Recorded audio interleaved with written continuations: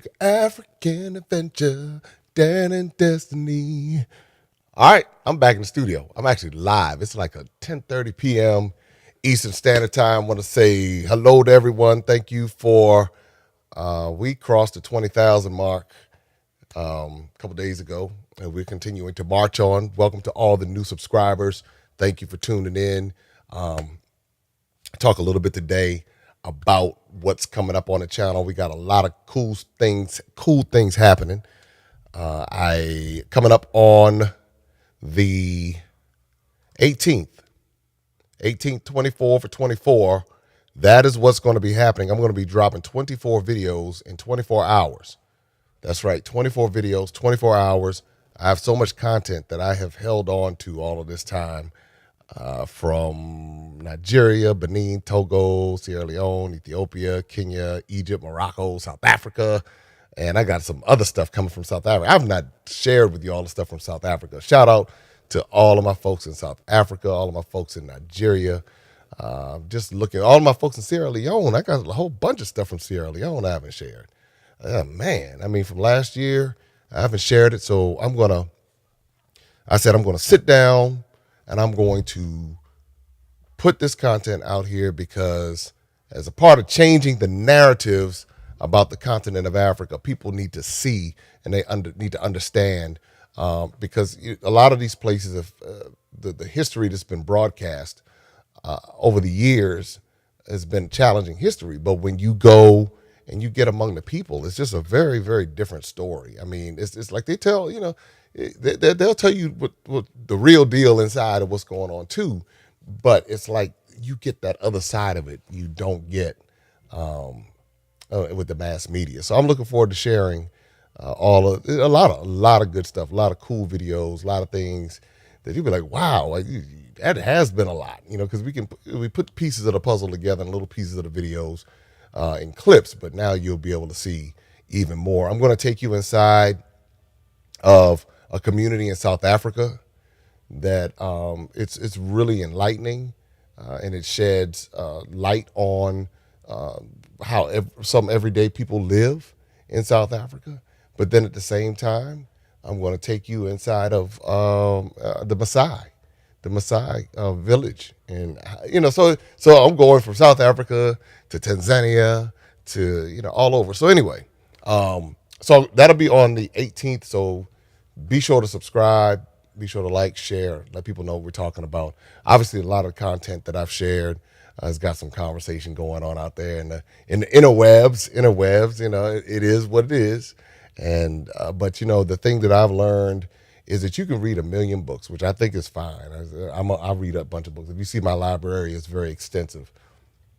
And you could do all of that, but it's when you actually get on the ground and you see things in person, and you can, it's just, there's just a different kind of connection with it. So anyway, I'm back in the DC area for a little while. And so I put at the top of this, I said, well, how do I do it? How is it? I was gone for 2.5 months. I did 10 countries. I was in Ghana, had a tour in Ghana, Nigeria, Tanzania, and then Zanzibar in Tanzania, Kenya, Seychelles, Morocco, Senegal, the Gambia, and then down to South Africa and Lesotho. So that was, am I missing something? I think I'm all right. That was the tour that I was on. But this is what I tell people. I think it's a mindset. I think what it is a mindset, because, and I see this a lot coming from the West. When people, it's almost like when people, when you know that it's something that you're supposed to do, you go and you do it. And that's what happened for me several years ago. I was like, I know, like during the height of COVID, during when everybody was in the house on lockdown, I was still going back and forth to Africa. Like November 2020, I was going back and forth to Africa. Now there's a point in what I'm going to share with you here. And I think this point is something that it's a philosophical point. And everybody doesn't have the same philosophy. But when I saw the world shut down and everyone was in the house, I said to myself, I said, wait a minute. I said, here's an opportunity to lay the foundation for 2021. And I knew, now again, I knew that when I went to Africa and I saw what I saw in Africa, I said, people need to see this. So 2019, we did our first tours. Had 35 people go that year. 2020 was supposed to be the breakout year. Obviously, everything was shut down because of COVID. But I said, well, we want to expand and we want to do more. We want to go and not just do Ghana and for our tours, but I said I want people to see the East as well. And I said with the Tanzania and Zanzibar, and then I went down to South Africa and then went up to Egypt, and I was like, whoa! I said, wow, people need to see Nigeria. I was like, whoa, Cote d'Ivoire. I said, wow. So I decided in 2020 that I was going to go back, and I did. I went to Tanzania again, and then I went obviously to Ghana, and then I went to Cote d'Ivoire, Ivory Coast. And I said, what I need to do is establish the relationships now so that when we come back in 2021, then the groundwork will be laid. Now, had I stayed home, now this is important.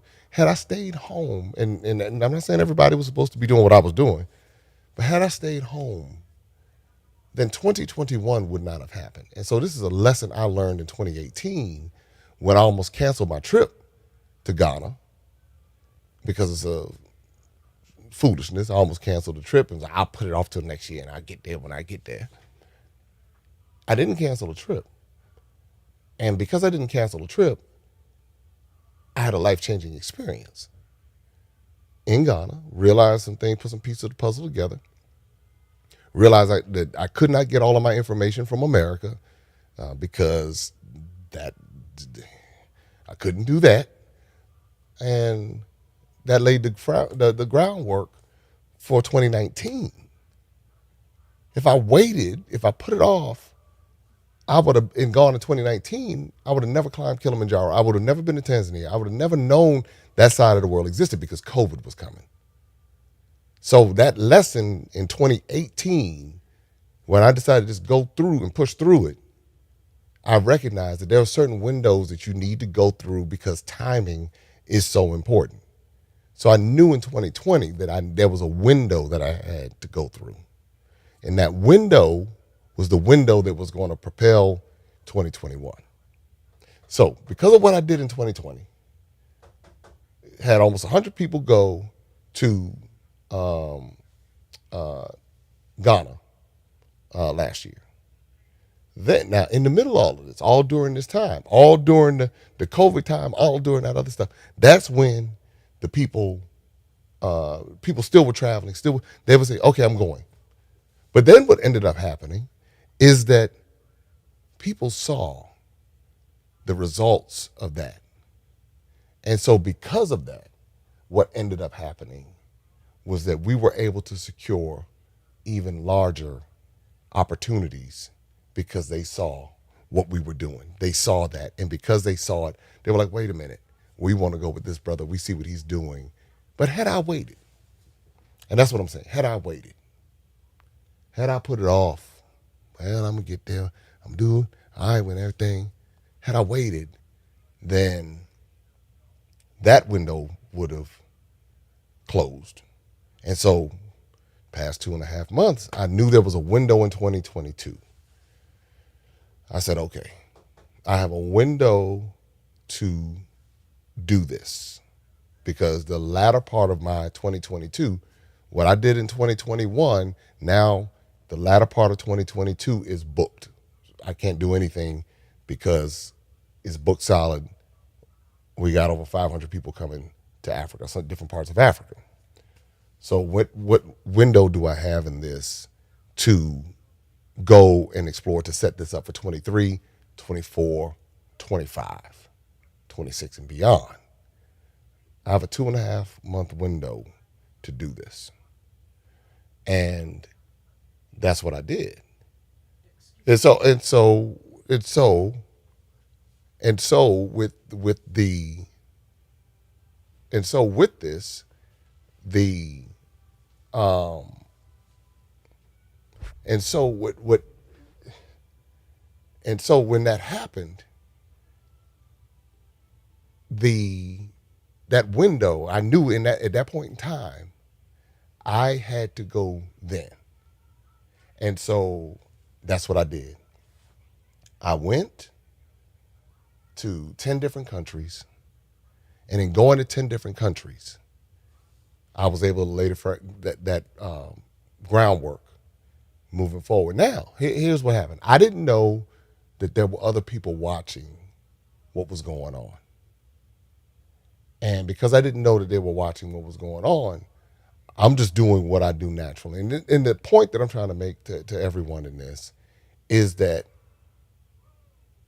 timing is important, and making and being decisive in making moves is important. Indecision will cause you to be stuck. You know, you'll miss opportunities with indecisiveness. And so other opportunities came. Because I was willing to go to these different places, and because I was willing to go to these different places, this is what came about. So now, all right, we're doing Kenya, Seychelles. We're doing Egypt. I went to Egypt, and that was all like last year. I picked another window and decided that I was going to go at that point in time.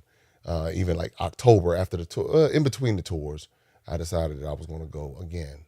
And then, and I said, well, we're looking for 10 different destinations to go to on the continent of Africa. So how do I do it? And I think that's the biggest thing. Having a plan, understanding, and knowing that this is what I'm supposed to do. When you know what you're supposed to do, you just do it. And my children are grown, so it's not like I have little ones running around, and and by not having little ones running around, that makes it easier. So my wife, she's like, okay, well, hey, you know what? Retirement coming around the corner. All right, you gotta do what you gotta do. Hey, knock it out the park. So that type of that vibe. But a lot of times, what ends up happening is that again, it goes back to mindset and where people. I don't know. I don't know. I don't know.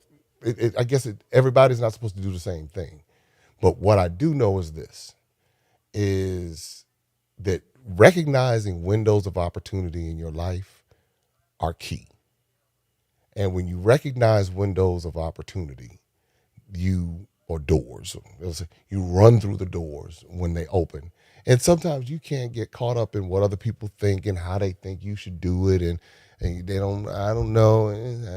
I don't know. You just got to do what you know you're supposed to do. And at every turn in this, the instinct said, go, go, go, go, go. At every turn, the instincts said, you know what? If you miss this window right here, that door, window, door, whatever it is going to close. And so if it closes, when does it come back around? And a lot of us live our lives with those different hesitations, just thinking an opportunity is always going to come back around. Oh, come back around again. If it's supposed to be for me, it'll be for me. Well, it was for you, but you let it go past you. It was. You hesitated. Somebody else got it. I mean, when you really look at like the wild kingdom, well, we not the wild kingdom. Oh, yes, we are. Look at how some of these humans behave. But if you ever watch one of those animal videos, one animal will get the kill, and then another animal will come in and swoop in and take it away. And it's like, wait a minute, I just killed that. And then, what you mean? I just killed it. You got it. They took it away. And that's how it is in life. And that's why a lot of us will miss out on things because we're thinking that something is just what's going to hand to us. Sometimes we got to go get certain things. Sometimes we got to listen and say, okay, now's the time for me to make a move and to do this or to do that. And so So I just want to drop this in. Even when it came to this channel and what's going, I mean, it was like I didn't set out to do this. This wasn't. It just started happening, and anything I do, I go all in. So it's like, oh, okay, well, if we're gonna do this, then we're gonna do this. Let's do it. But one thing I will say is this, and I won't be too long tonight, but I want to thank everybody for the encouraging words they send in.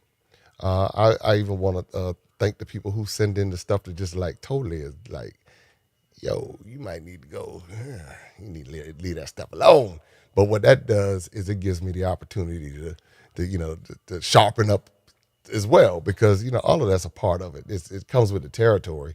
And I was talking to someone recently who's on social media, and younger person in the social media game, just talking about the how the people, just what people's comments and how people's comments affect her. And she was like, well, I don't know if I would like to read the comments. I said, you can put filters on that stuff. And I said, and you got to understand, I said, people are going to have opinions. I said, everybody's not going to see it the way you see it. They're going to, some people have a different filter. Some people have had different exposures. Some people are mean well. Some people are going to be encouragers.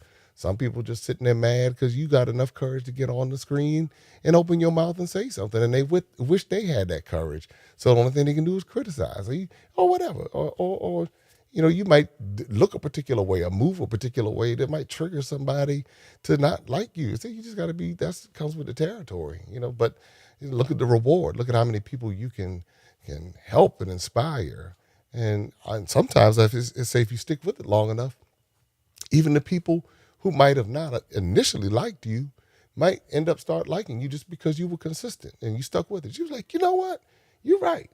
All right. But don't dwell on it. I said, don't spend a whole bunch of time on that stuff. I said, because, I said, unless you're learning from it or something like that, I said, but don't let that stop you from being you. I said, just be you and enjoy it. Have a good time.